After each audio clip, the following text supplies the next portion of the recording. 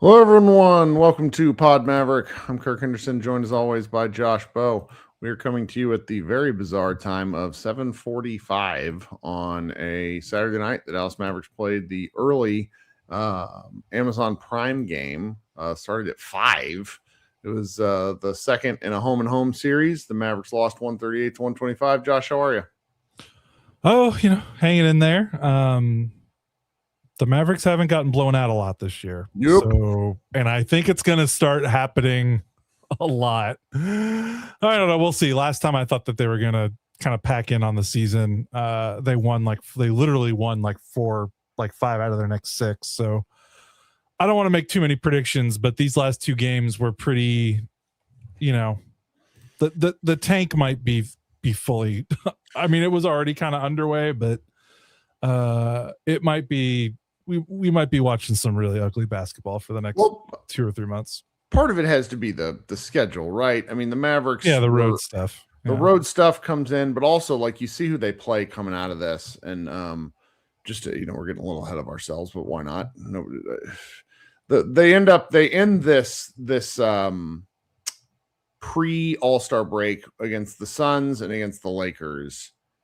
And then they come back and play Minnesota. That one's going to be a tough game. But then after that, they have a 4-game cupcake stretch where they play Pacers, Brooklyn, Sacramento, Memphis. And not a one of those teams is trying to win either. And the Mavericks just play too hard. So it wouldn't shock me if they go on a stupid 4-game win streak at that point, even though I think they're going to end up losing these next 2 just because Phoenix is playing quite well this year. And the Lakers need wins. The Lakers are just such a high variance team. And the Mavericks are institutionally tanking. That's fine. But the game-to-game stuff, they're just gonna lose. This one was at least, I will say this game was fun for a blowout because number one, you got to see Stephon Castle do just disgusting things to the Mavericks. And then we got to look at some new Mavericks players, and that was, I will say this about the trade deadline is when the Mavericks do something every year, which they have for going on 8 straight years now, it ends up being something new to talk about. And for a team that's not performing very well, the something new to talk about is quite nice. That was sort of my, I watched this game pretty closely. I wrote the recap, but then, when we do our recaps, I tend to, write about a 300-word summary of the game and then write some additional stuff. I wrote one thing because I was just there's nothing to take from this game. And I don't feel like overanalyzing Marvin Bagley's play, at least in writing. Happy to talk about it here. But this was, if you were watching Duke, North Carolina instead, which Michael Finley was, he was at that game. Which it seems that North Carolina is going to win it, which is a pretty preposterous outcome of that game based off of my box score watching. I get it. This was one. It's the first in a pretty lengthy series of road games. They got bushwhacked by the Spurs on Thursday night. The Spurs are the kind of team where for most of that game they played with their food and then closed the door in the last 3 minutes. Something happened in the second quarter of this game, really the last 5 minutes of the second quarter, where the game was all of a sudden just over. And the Spurs, I look, if you're a Spurs hater just due to history, I get it. Our guy Brian in the chat was like, this is some fake shooting, yada yada. And I'm like, they have scored in the 3 Mavs San Antonio games. Let me just go look at this because this made me laugh. They scored. They've been over 130 in all 3. I know. It was 125 to 92. Oh, close. Yeah, and so they're scoring on average roughly 133 points a game against the Mavericks. That fake shooting or not, they're kicking the shit out of Dallas, and that's what matters. And Dallas just doesn't.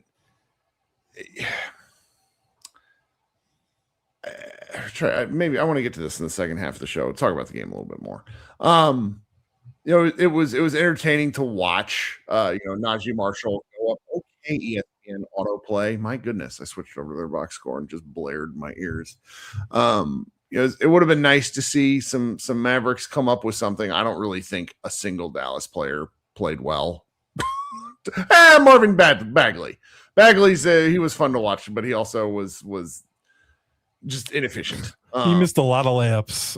A lot of layups. 6 of 14. He also missed 4 free throws, but very fun to watch his juice. That was a cool one. Yep. Yeah. The box score is hilarious if you look at the shot distribution.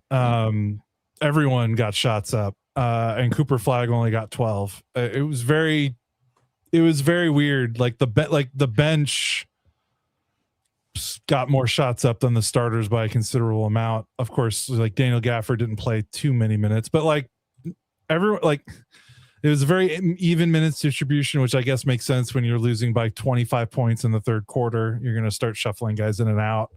Like no one should be playing 30 minutes in a game. The Mavericks trail by double digits, trail by 20 for most of the second half. But yeah, so just a really weird game. Like Flag never felt involved at all. He had a couple of brief stretches where he looked like he was about to kind of put his stamp on the game, and then he kind of went invisible for a while, whether that's on Cooper, whether that's on his teammates. Did you see him hurt his shoulder? I didn't see that. So he went down 3 times tonight in what looked to be kind of things that would have hurt a non-19-year-old. The left shoulder early really, and you know, likes going with that left hand. So if you missed that sort of explained a fair amount of his first half. He was just getting, where, you know, they put him back on the floor, but then they stuck him in the corner. So you know, second half he had a little bit of something, but by that point they were already down by 1 million. Yeah. So there was a really nice play. I don't know if you remember. It's almost worth. There's not much worth writing about this team right now, but like there was a play where he got the rebound, took the ball up himself. He made like a really nice move to try to get into the paint, and then the Spurs kind of blocked him off, and he made another nice move to avoid a turnover and like keep control of the ball. And he shot like a little free throw line jumper that he nailed. And I remember that just sticking out to me because I was like, man, if he's money on that shot with the way he is attacking the rim on drives and floaters and layups and dunks, like if he doesn't even need to be like an incredible 3-point shooter, like if he can get his 3-point shot up to like 35-ish%, and then he could just be really effective with those kind of short mid-rangers when teams kind of stonewall him at the rim because they just don't want him to get to the rim, but they'll give up, you know, the 15-footer or the free throw line extended area jumper. If he can get really good at that, like his scoring is, I mean, he's already a good scorer. I mean, he's been averaging almost 40 points a game the previous 4.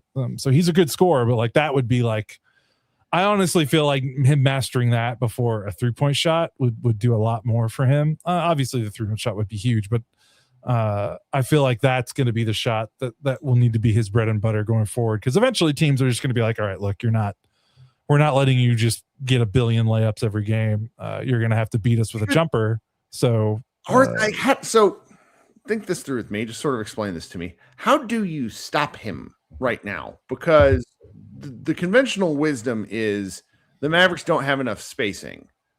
Well, if they don't have enough spacing and Flag is doing this, how do you stop him if they get one more shooter on the floor? Like, what is the defensive sequence that you have to go through to limit that kind of action? Because he just seems to, I've never really seen anything quite like this, where his ability to just sort of put his head down and end up there. It's not LeBron-esque because LeBron was power. This is just, it's very, he just kind of glides to spots and then all of a sudden he's right there and it's just great finishing. So what is it like? What would a defense even need to do with him? I mean, obviously they just got to play off of him and force him to shoot jumpers. But that's even hard because you lay off of him and you kind of give him that runway, that head start, which you really don't want to do sometimes. And he's been really good at manipulating that and going full head of steam. And even if a team backs up off of him, that runway kind of gives him the boost and the burst to finish through and over people. I don't know, probably taking the ball out of his hands, doubling him more. I mean, especially on this Mavs team. I mean, why wouldn't you double him? Right. Like all the time. Like the lack of point guard play, the lack of shooting, like taking the ball out of his hands or forcing him to make difficult decisions with the ball is probably the best way. But guarding him straight up one-on-one in a lot of situations, I don't know if that's going to be effective. It's funny that Carter Bryant of the Spurs is probably the single best player that I've seen guard Flag this year. And that started in summer He's a league. monster. Yeah. So yeah, very physical, very, very physical. Enjoy watching him play. Also really enjoyed that near kerfuffle, Donnybrook, whatever the fuck you want to call it, between him and Najee. Just two dudes that are ready to play basketball. Anyway, so it's an interesting thing to think about. I want to talk about this Mavs team as a whole, because this. Let's just go to break real quick, and then I'll talk about what I want to talk about, because I've been thinking about this. I wrote a whole segment on it, and I just kind of need to get it off my chest and I could be very wrong, but I want to get your take. So all right, we'll be right back after a break. If you want to support the show, 3 ways to do so. Listen to these ads I'm about to plug in. Tell your friends. Tell your friends about the show too. We have a good time here. Normally, we tend to host a secondary post-game show that you guys can come join. Don't think I'm going to do that tonight. Saturday night, it's a weird time. But we'll be doing it Tuesday and Thursday with these late games against the Suns and the Lakers. So, those shows end up going for about an hour. And if you want to participate, be part of our community, I want you here. And then the last way, if you want to support our shows, there's literally links in our notes if you just want to send us money. So we'll be right back after these ads. Okay, thanks so much for hanging out here. Okay, so these Spurs games for me. Trying to think how to phrase this. The trade deadline for the Dallas Mavericks sort of reframed the franchise. And I think they did so. I think it did so in a way that should leave you as a Mavericks fan feeling optimistic. Moving on from Anthony Davis, kind of a spiritual decision, but also a money thing. We've talked about that at length. Gives the Mavericks flexibility. The Mavericks not having a draft pick in the 2027 year means the team has no incentive to be bad. I mean, it's top 2 protected, but you just can't plan a year around that. So understanding that, there's kind of a push amongst Mavs fans to say, look, you get Kyrie Irving back, you get your full mid-level exception. What happens if you're able to make a trade with like Gafford or PJ and get somebody else in here? The things are looking up is kind of the broad scope. And I think that's accurate. I really do. But when you're playing a team like the Spurs, who are an actual NBA championship level team, one of the top 4, 5 in the league, that's a measuring stick game. And to me, right now, I don't see the Mavericks even being a playoff team next year. Willing to be wrong, hopeful that I'm wrong. But it's just when you get beat like this, and the Mavericks, I just don't see them. If they draft Aaron Peterson, this changes my math. But I'm expecting them to draft like 7th, 8th, 9th, and not get a game changer and get someone good, like good, but not like not franchise changing. And so I'm just sort of at this place right now when I watch these 2 games, and I'm like, I don't want to put a damper on things because I think the Mavericks are heading in the right direction. But when you see what the Spurs were able to construct, combination of lottery luck, and then somebody like Stephon Castle just growing as he has, and just the continued smart ownership and management of the Spurs, it just puts the building challenge the Mavs have in front of them in stark contrast for me. And I'm just feeling, I was like, God, this. We got Cooper and that part rules, but everything else, I'm just like, God, they're just so far away. Yeah. I mean, you look at the Spurs and it's like, all right, Spurs have Wemby, the Mavs have Cooper. So there's a match there in terms of like the level of talent. Although you got the guy to build around. Right. They both have that. Yeah. There's the foundational piece. Yeah. The problem is the next 2 or 3 rungs. I mean, the Spurs get Castle and Dylan Harper back-to-back drafts, and the Mavs aren't going to have that. The Mavs can maybe do that once this year. If they're lucky. Yeah. Be lucky. And then that's it. They won't have a chance to do it for another 3 or 4 years. So the Spurs had the opportunity to be patient. They sold off on their vets and acquired picks at the right time. The Mavericks are a team that 2 years ago were trading everything they could to build a finals team. And they did. It's just the Spurs haven't been trying to win for like 5 years now. And so when you've got that combined with the fact that they entered their rebuild without a lot of baggage, they had a lot of room to work with. The Mavericks just don't have that opportunity. Like, they were a finals team 2 years ago. They made moves that made sense to get them there, but that you make those moves presuming you're going to be a finals team for like the next 4 to 5 years, and you kick the can down the road, and missing those picks doesn't hurt because you're competing for a championship. Well, now they're not. And now that, now they're rebuilding and they don't have those picks. They don't have those assets. They tried to recoup some of that with the Davis stuff. Obviously, that we talked about at length, why that was good for the team, but it's just different. The Spurs had a way better runway, for lack of a better word, to get to this point. The Mavericks don't have that. They just don't have the luxury. Yeah. The people and I don't know. That's going to be the challenge. That's the roster building. It's not to say they can't do it. I need to. It's just going to be harder. It's going to be harder. Yeah. Because they're going to get a good pick this year, even if it's 7th or 8th. It still be that'll be presumably a good player. And then everything after this draft is the hard part, because they're not going to have control of their first round picks after that. Then they're going to need to decide what they need to do with their newfound financial flexibility. Are they going to take in big contracts to accumulate draft assets? Are they going to try to sign guys? Are they going to try to trade for guys that they actually want with that space? It's the tricky part. But you look at the roster, and it's Cooper. It's Cooper and some guys. Like, there's no Dylan Harper, there's no Stephon Castle on this roster in terms of like a young wingman for Cooper. Like, Max Christie he's going to be a top out, like a 5th starter on a good team is probably his ceiling, and which is fine for what he is and what he's paid and where he was drafted. But like Daniel Gafford, Najee Marshall, PJ Washington are good players. They will not be here for the next great Mavericks team, attempt to build a playoff team. Yeah. Right. Yeah. Like, those guys will probably be gone. Same for Klay Thompson. Brandon Williams. Like, they just have a bunch of guys that are kind of filling the gaps right now, and then a bunch of holdovers from the finals team of 2024. So yeah, it's harder. Like, it's Cooper and some guys, and they got really more to work with, but we'll see. Yeah. I know, but he also won't be on the team when the Mavericks are when Cooper is 25, I don't look at the roster right now. Who is still going to be on the team when Cooper turns 25? Maybe Derek Lively and maybe Max Christie. That's about it. Yeah.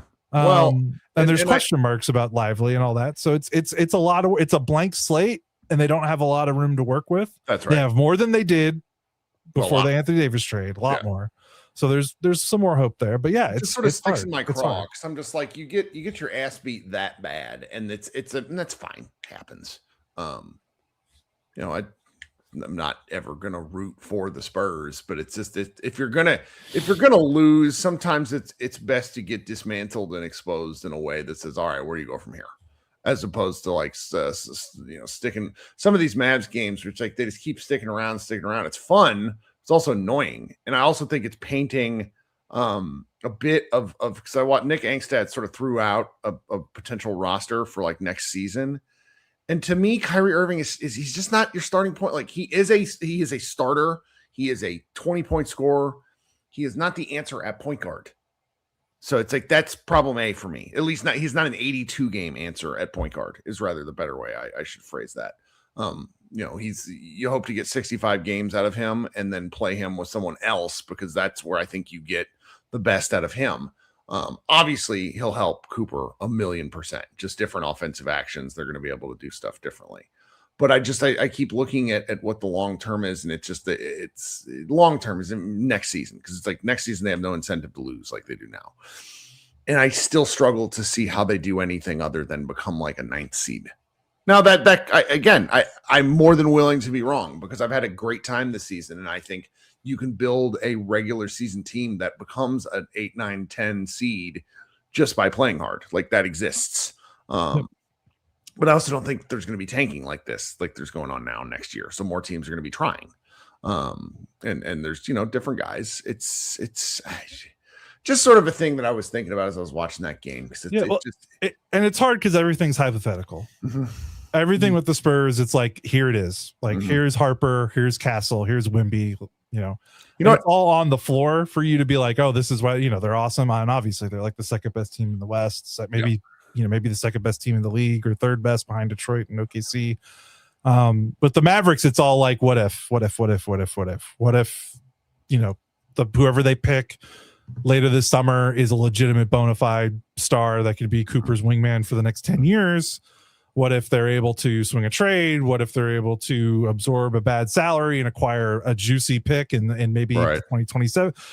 But we can't say we don't know what's going to happen. Like, we just don't know. And the roster right now is so barren in terms of projecting going forward with Cooper that it feels almost impossible to be like, this is where the team's going to be. Like, there's no, like, this roster will not look like this in 3 years, maybe even 2 years. Like, it's just, there's going to be so much turnover because that's what a rebuild is, that it's hard to project how long it's going to take or the twists and turns that are going to go there. The only thing you can really judge for now is the process sound? Like, is the decision making, is there rationale there? And so far, yeah. But again, that's not going to win you games. Like, they still have to go out and scout the guys and make the trades and do all that stuff. Like, that's why, like, a lot of people have been arguing with us, I think, lately about, like, trading AD, and they're like, well, how does that make them better? Like, they traded away the better player. Like, how are they going to get better with a bunch of, fake first round draft picks for the most part and second rounders? Like, what, like you keep saying this is better for the Mavericks, but they seem like they're worse. And yeah, they are technically, although Davis doesn't play enough, like, so that's part of it. But also, it's like, we're not saying that what the moves that they made at the trade deadline guarantees them anything. It's just more, it gives, the only thing it guarantees is an opportunity. Yeah. Now they have to, how they use that opportunity is we'll see. They could absolutely blow it, and then we'll be on the show and we'll be saying, like, here's all the things that they struck out on after they traded Anthony Davis, but that wouldn't make the Anthony Davis trade a failure. It's more what they do with this moment now, this season, this summer, next summer, after that. That's the part that you really have to judge. Yep. Well, I think if there's anything else that I really wanted to hit on, that's just my little spot. Tyus Jones debuting and playing 17 minutes and having 7 assists and 0 turnovers is hilarious. Just one point. Yeah. Yep. I wonder when he cracks the starting lineup here. I don't know Kid seems pretty, after that rant, I feel like he's going to stubbornly stick to point Coop starting lineup for at least a couple more weeks, right? Because he literally just wanted to write about how we don't know anything, and he's right. Like, and then he changes the lineup would be kind of like, I don't think he would do that. Excuse me, yawning there. Well, I will say that these last few Mavericks losses, they seem to have gotten the turnovers under control. That was like an early part of the Cooper point guard lineups, and it wasn't just him. It was like the offense was sloppy. Yeah, everyone. Yeah. And now the offense isn't what? The 3 Holy Trinity categories we talk about for the Mavs: offensive rebounds, turnovers, and threes. They won turnovers by a lot. Spurs had 18, Mavs had 7. Even on offensive rebounds, both teams had 12. And the Mavericks both shot a higher percentage from 3 and made more threes. Yeah. They were never in the game. They did not lose any of their big categories, and they still were down by 20 points at the end of the third quarter. So that's just kind of goes to show. It's kind of a board game from Victor Wembanyama. It's kind of funny to me. I don't know. That felt like a C+ effort from him, like a guy that was like, I can check out early. Like, we're good. I mean, the defense was there, just offensively. It will never.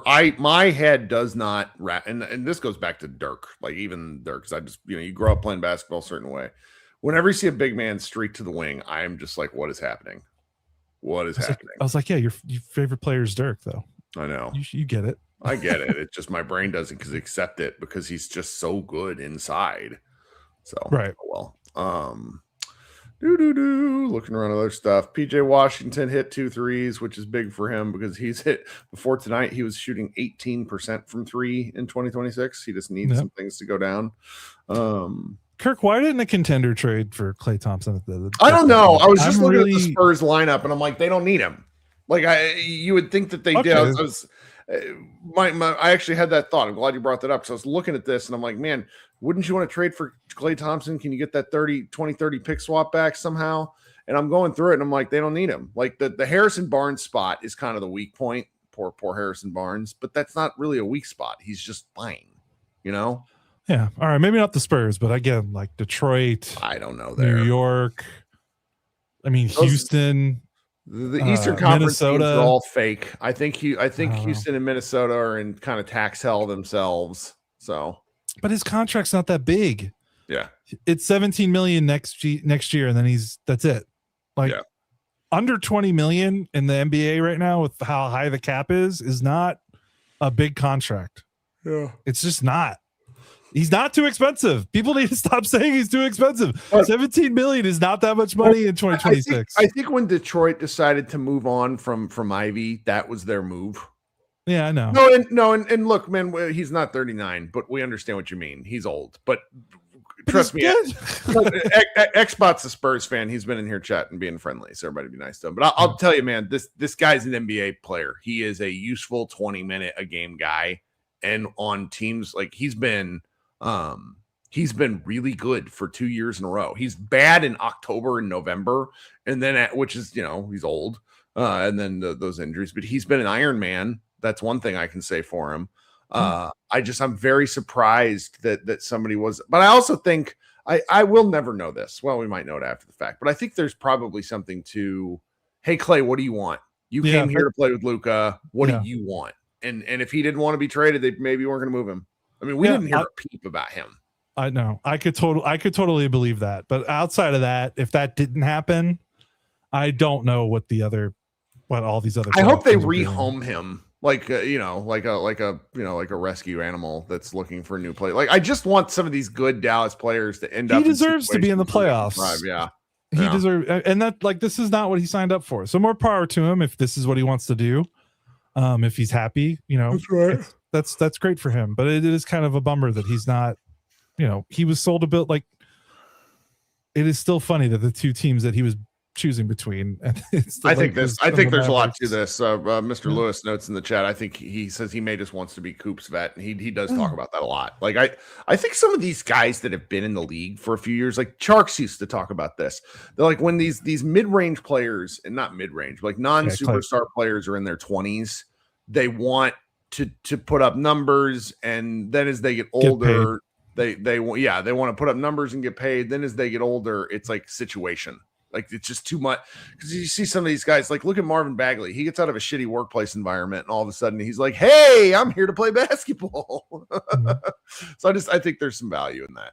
I don't know. Yeah, that's fair. We'll find he has nothing. He has nothing left to like. He's got 4 rings. Like he doesn't need anything for his quote unquote legacy. So I get it. Like if he wants to stay, my thing is more not like objecting at Clay wanting to stay. It's more like I'm just like tisking the other team should have been knocking down the Mavs door and been like, what do you want for Clay? And if the Mavericks were like, we're not trading him, then that's fine, but we haven't heard, there's just no reporting on it, so we don't really know what happened. I'm just saying, if I were a contender, I would have been calling the Mavs every day asking how much do you want for him? I can't find it. Done.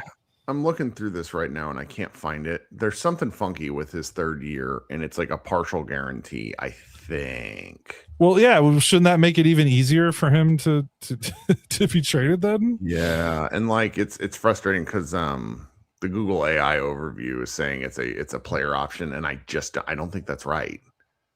So it's like whatever they do with, I don't know. It's not something to worry about right now.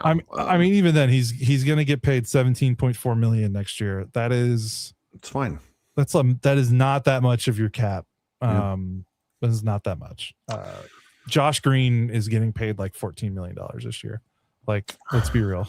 Well, I will say it is a little funny. We've watched all these Mavs games, and like the Mavs have, I think, maybe been, they're 19 and 33 losses, right? So of those 33 losses, 5 of them have been like absolute shit kickings, and 3 of them are to the Spurs. Yeah.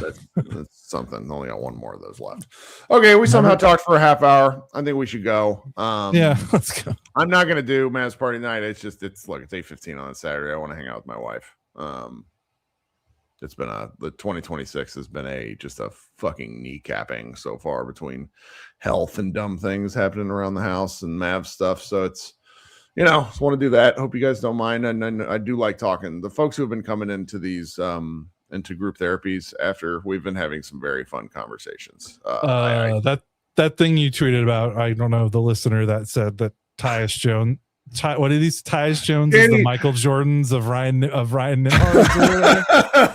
Maybe the funniest thing I've seen all week. It was an hour into the show, and it's this gentleman who calls in from Australia, Mr. Green. He's got a great accent. He's calling in and during his day, and he usually only calls in during wins, but he's like, I gotta talk, and because he knows AJ Johnson, and he's brutally mean about Australian players. Is AJ Johnson from Australia? Don't know. Or did he play in the? He played with in the LaMelo Ball, NBDL with LaMelo Ball, and so he had some takes on him, and it was just great hearing him just be like, no, he's not it, which is just I don't know. But he did say, he said that Tyus Jones is the Michael Jordan of Ryan Nembhard's, which is that came in the context. If you don't understand why he says that.